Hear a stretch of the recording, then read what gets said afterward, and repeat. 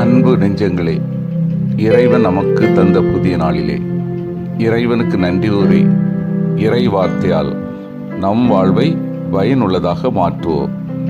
இறைவன் நம் அனைவரை நிறைவாக ஆசீர்வதித்து பாதுகாத்து வழி நடத்துவாராக. இன்றைய நற்செய்தி வாச சிந்தனை விளக்கு உவமை.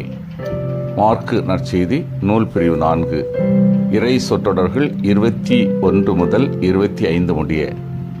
இதன் விளக்கம் அறிவோம்.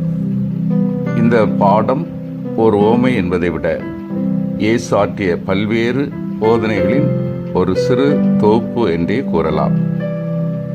உவமையில் பொதிந்துள்ள மறைபொருள் கட்டாயம் ஒரு நாள் அனைத்து மக்களுக்கும் வெளிப்படையாகவே உணர்த்தப்படும். இயேசுவின் காலத்தில் மக்கள் இதை சரியாக அறிந்து கொள்ள இயலாவிட்டாலும் அவரது உயிர்ப்புக்கு பின் மக்கள் அவர் அளிக்க விரும்பிய இறையாட்சி செய்திகளை சரியாக புரிந்து கொள்வர் என்ற கருத்தும் இங்கே இருக்கிறது. இத்தொகுப்பில் இடம்பெற்றுள்ள இரண்டாவது போதனை முதல் போதனையின் தொடர்ச்சியா அல்லது ஒரு புதிய போதனையா என்ற கேள்வியும் எழுகிறது. இது முதல் போதனையின் தொடர்ச்சியாகத்தான் இருக்க வேண்டும். அதாவது இயேசுவின் போதனைகளில் உள்ள மறைபொருளை அறிந்தவர்கள் அதை பிறருடன் பகிர்ந்து கொள்ள வேண்டும் என்றும் அவ்வாறு பகிர்ந்து கொள்ளும் மனநிலைக்கேற்ப அவர்கள் மேலும் பல தெளிவுகள் பெறுவார்கள் எனவும் இங்கே நாம் அர்த்தம் கொள்ளலாம். உள்ளவருக்கு கொடுக்கப்படும், இல்லாதவரிடமிருந்து உள்ளதும் எடுக்கப்படும்.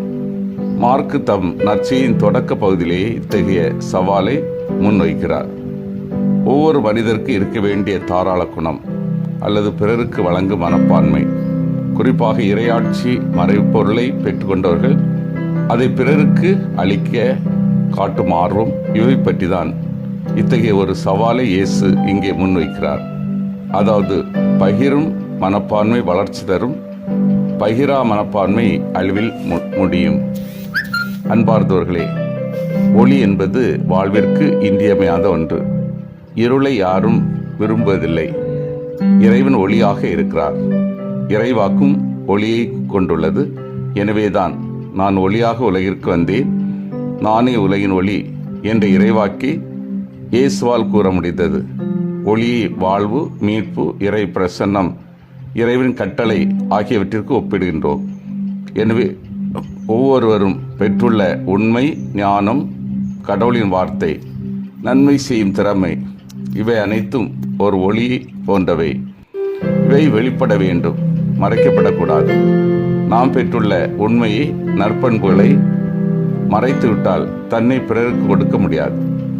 ஒளி கொடுக்கும் விளக்கை மரக்காலின் உள்ளேயோ கட்டிலின் கீழேயோ வைப்பது ஒளியை வெறுப்பதாகும். இயேசு விளக்கு தண்டின் மீது வைக்க வேண்டும் என்கிறார்.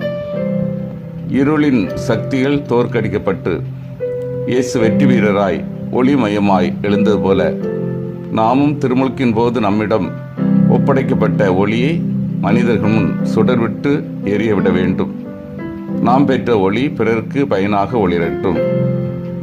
திருச்சபையில் உள்ள அனைவரும் தங்களுக்கென்று கிடைத்துள்ள பொறுப்புகள், திறமைகள் இவற்றை மரக்காலின் கீழோ கட்டிலின் கீழோ வைக்காமல் பல பயன்பெற பணியாற்ற வேண்டும். எப்போதும் எல்லாருக்கும் நன்மை செய்ய வேண்டும். நன்மை செய்வோ கடவுளின் பணியை தொடர்கின்றன. சிந்தித்து தியானித்து செயல்படுவோம்.